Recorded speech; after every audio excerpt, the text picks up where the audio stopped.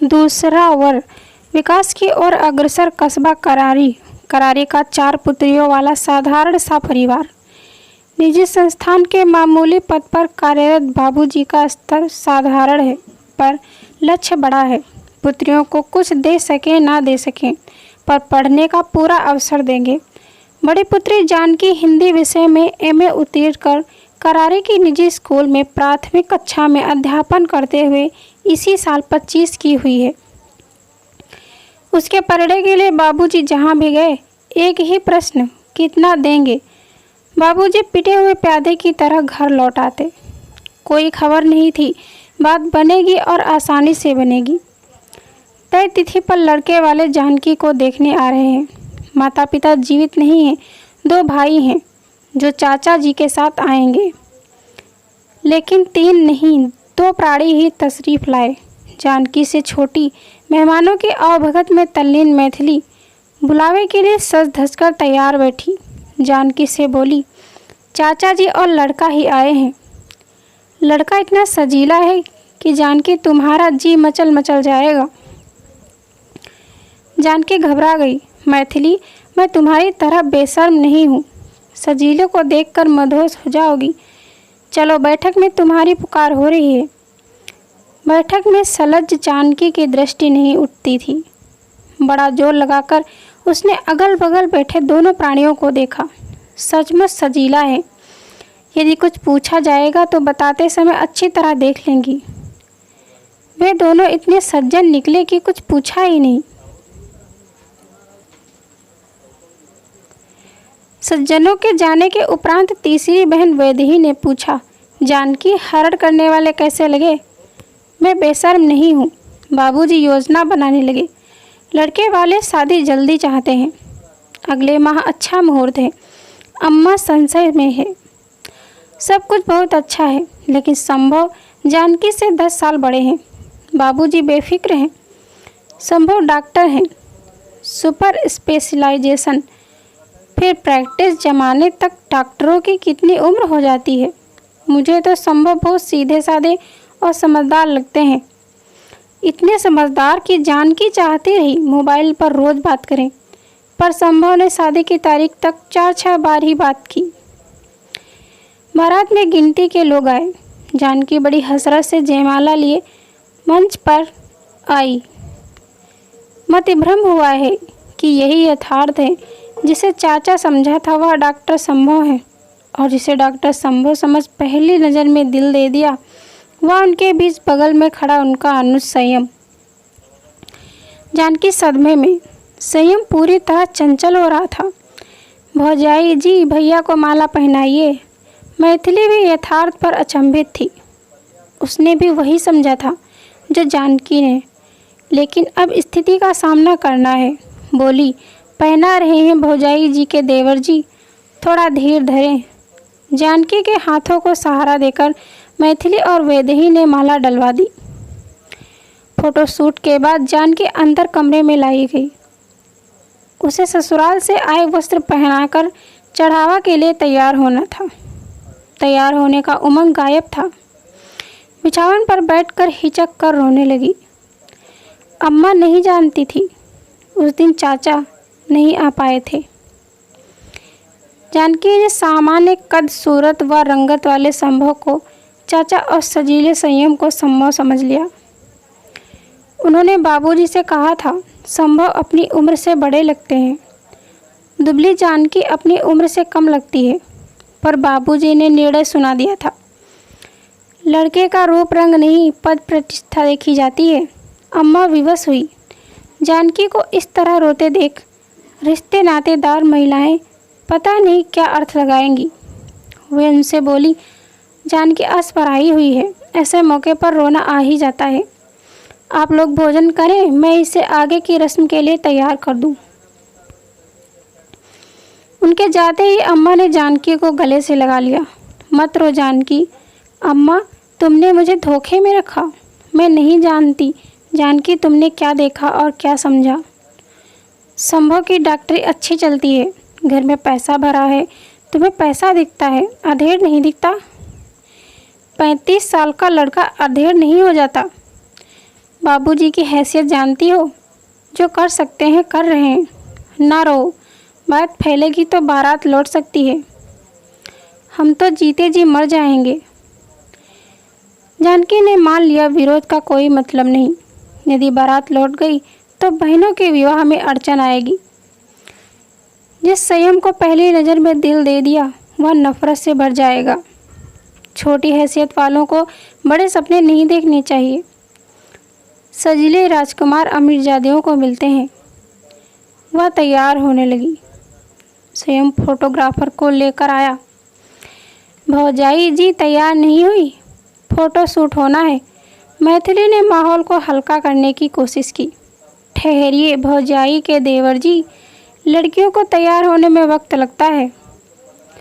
वह तो आप लड़के हैं कि कोट पैंट पहना और तैयार हो गए। संयम मैथिली को देखता रह गया। आप लड़की हैं कि क्या हैं? आना जाना बना रहेगा, जान लीजिए हम मैथिली हैं। संयम पूरी रात संभर और जानकी के आसपास मंडराता रहा। किसी मित्र ने नियंत्रित किया, बहुत ऊपर ऊपर हो रहे हो, शादी तुम्हारी नहीं भैया की हो रही है। इस समय में भौजाई की ननद का रोल कर रहा हूँ। मेरी बहन आज होती तो इन्हें इसी तरह घेरे रहती। जानकी विदा होकर संगतपुर आ गई। बड़ा और व्यवस्थित मकान। पहली रात का आरंभ संभव ने अपनी पारिवारिक रूपरेखा बताकर किया। जैसा कि तुम जानती होगी, पापा और माँ डॉक्टर थे। यह मकान व संपत्ति उनकी बनाई हुई है। दोनों का अच्छा नाम था। उनके नाम का पूरा फायदा मुझे मिल रहा है। वे हम तीनों भाई बहन को डॉक्टर बनाना चाहते थे, पर संयम को आर्ट सब्जेक्ट अच्छा लगता था। बीकॉम के बाद लॉ किया। अब कचहरी में प्रैक्टिस करता है। आपकी बहन भी थी? मुझसे छोटी, संयम से बड़ी थी। मेडिकल कर रही थी। माँ पापा उसे छोड़ने हॉस्टल जा रहे थे। कार का एक्सीडेंट हो गया, तीनों नहीं रहे। मैं और संयम अचानक बेसहारा हो गए। पैसे की कमी नहीं थी, पर मानसिक संबल की ज़रूरत थी। चाचा जी ने बड़ा सहारा दिया। वे तुम्हें देखने आते, पर उन्हें छुट्टी नहीं मिली। मैंने संयम को बच्चे की तरह संभाला है। नादानी करे तो अपना बच्चा समझकर माफ़ कर देना। जानकी आत्म यंत्रणा से गुजर रही थी।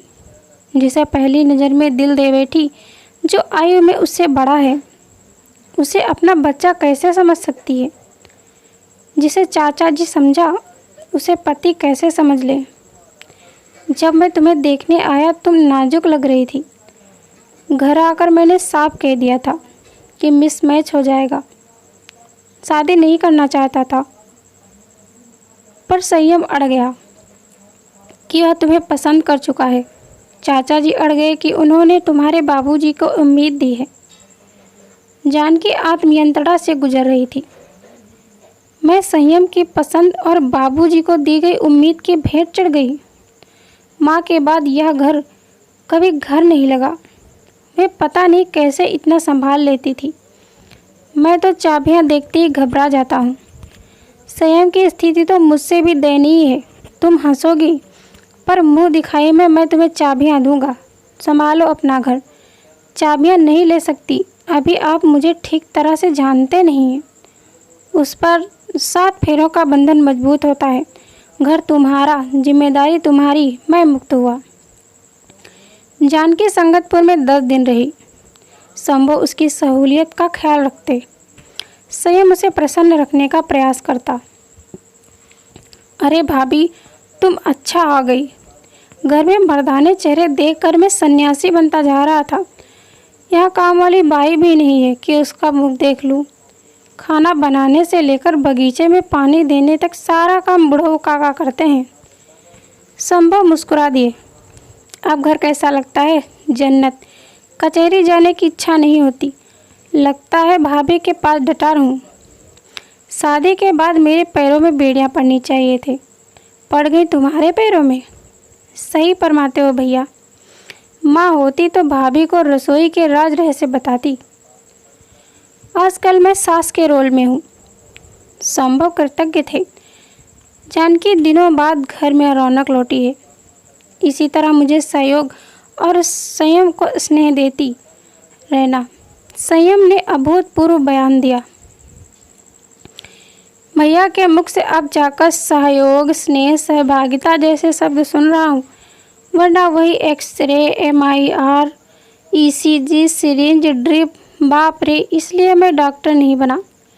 डॉक्टर लोग बहुत कम हंसते हैं। संभव हंसते हुए बोले। मैं हंस रहा हूँ, अब थोड़ा हंसने लगे हो भैया।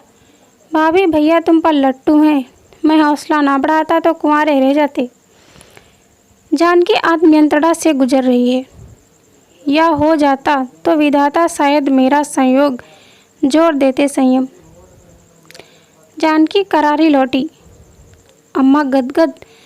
दोनों भाइयों में बहुत प्रेम है। जानकी, तुम संयम को संभव से कम न मानना। संयम को कम नहीं बढ़कर मानती हूँ। मैथिली बोली। ना सास ससुर की रोक टोक, ना ननद की दादागिरी। जानकी, मुझे जो ऐसा घर मिल जाए तो खूब मौज उड़ाऊँ। मेरा विवाह संयम से होता तो मैं भी उड़ाती।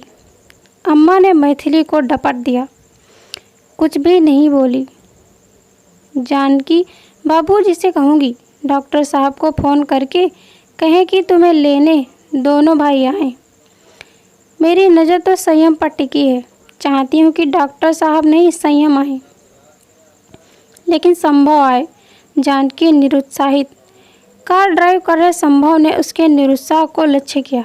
उदास हो संयम को भिलाते। उसे बुखार है। कब से उदास थी, अब घबरा गई। घर पहुंचकर संभव ने संयम का टेम्परेचर चेक किया। मैं इसकी हाय तौबा से परेशान हो गया हूँ। जानकी, अब तुम करो इसकी सेवा। संयम ने मुस्कुराते हुए कहा। भाभी, तुमने मेयर केयर भैया से कम की तो मैं तहलका मचा दूंगा। देवर का अर्थ जानती हो? दूसरा वर। मैं तुम्हारा दूसरा वर हूँ। जानकी उसे अपलक देखती रही। संकेत तो नहीं दे रहा है। इस तरह घेरे रहता है जैसे समीपता चाहता है। इसी को मन में बसाकर तो यहाँ रहने की कोशिश कर रही हूँ, पर जानकी की किस्मत में सदमे ही लिखे हैं। बाबूजी अचानक आए। डॉक्टर साहब, मैथिली ने BSc कर लिया है।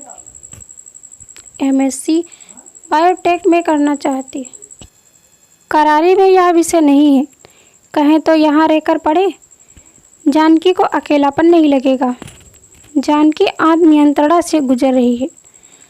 बाबूजी ने मेरा इस्तेमाल करने के लिए ही मुझे अधेर से ब्याह दिया। सा झमेला नहीं है, इसलिए इन लोगों को चाहे जब टपक पड़ने की पात्रता मिल गई है। अभी अम्मा बीमार पड़ी, बाबूजी यहाँ पटक गए कि करारी के डॉक्टर बेवकूफ़ हैं, संभव अच्छा इलाज करेंगे। छेड़ बुद्धि संभव ने उपचार किया और माता जैसा आदर दिया। अब मैथिली पढ़ना चाहती है, फिर वैदेही, फिर छोटी सिया। मैं अपने घर में खासकर संयम को लेकर दखल नहीं चाहती। बोली, बाबूजी सुनो तो। लेकिन क्या करे इस छेड़ बुद्धि प्राणनाथ का। अविलंब कहा, बाबूजी सुनना क्या है, आपका घर है। मैथिली रहेगी तो चहल पहल बनी रहेगी। बाबूजी उद्देश्य पूरा कर चलते बने। जानकी सदमे में। संभव ने हाल पूछा। जानकी, परेशान लगती हो। बाबूजी आप पर भाल डाल रहे हैं। मुझे संकोच होता है। संकोच क्यों? इस घर में तुम्हारा अधिकार है। संयम खुश हो गया। बुला लो भाभी, मैथिली ने शादी में बहुत सताया था, गिन गिन कर बदला लूँगा। मैथिली आकर माहौल में रंग भरने लगी।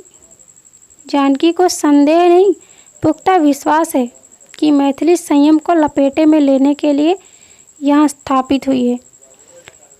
उसमें रुचि लेकर संयम चालबाजी दिखा रहा है। 4th सेमेस्टर पूरा होते होते समझ में आ गया, रचना रची जा चुकी है। राज खोलने का भार संयम पर डालकर 4th सेम की परीक्षा होते ही मैथिली करारी खिसक ली कि उसकी अनुपस्थिति में संयम प्रस्ताव पारित करा ले। संयम प्रस्ताव लेकर जानकी के सम्मुख आया। भाभी, कुछ कहना है, कहो। भैया से कहने की हिम्मत नहीं हो रही। तुम मेरी अर्जी उनके दरबार में लगा देना। जानकी सब समझ रही थी, पर फिर भी कहा, अर्जी का मजमून तो सुनूं। मैं मैथिली से शादी करना चाहता हूँ। अब तक का सबसे भीषण सदमा। इस तरह चीख कर अभद्रता दिखाते हुए जानकी पहली बार बोल रही थी। पागल हुए हो क्या? उसी दिन पागल हो गया था जब मैथिली को पहली बार देखा था। मैथिली प्रेम वेम पसंद नहीं करती, उसका समर्थन है। कह रही थी तुम्हारा सामना नहीं कर सकेगी, इसलिए जब वह करारी चली जाए तब मैं तुमसे बात करूं।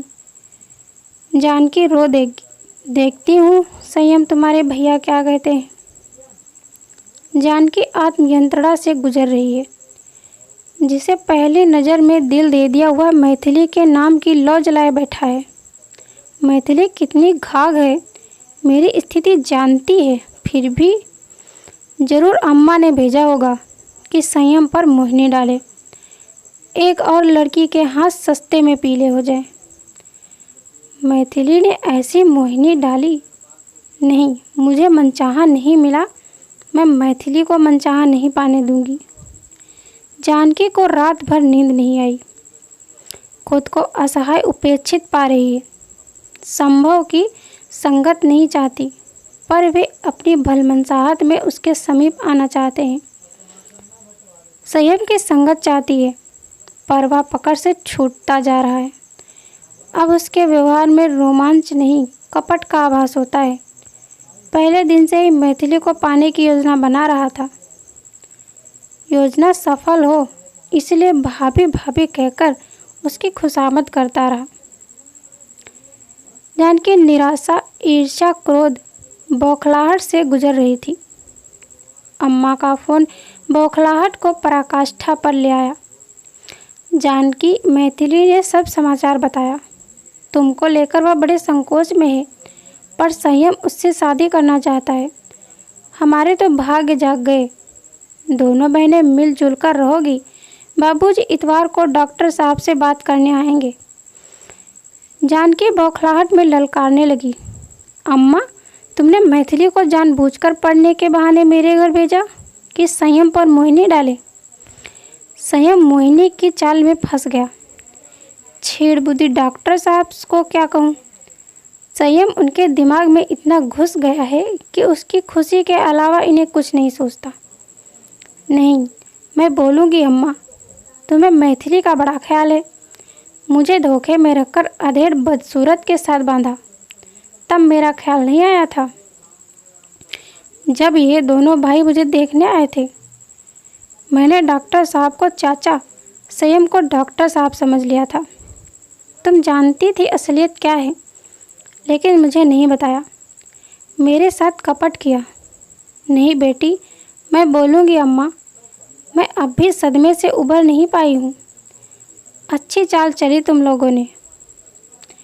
मेरा दिमाग खराब है, इस विषय में मुझसे बात ना करना। जानकी ने फ़ोन डिस्कनेक्ट कर दिया।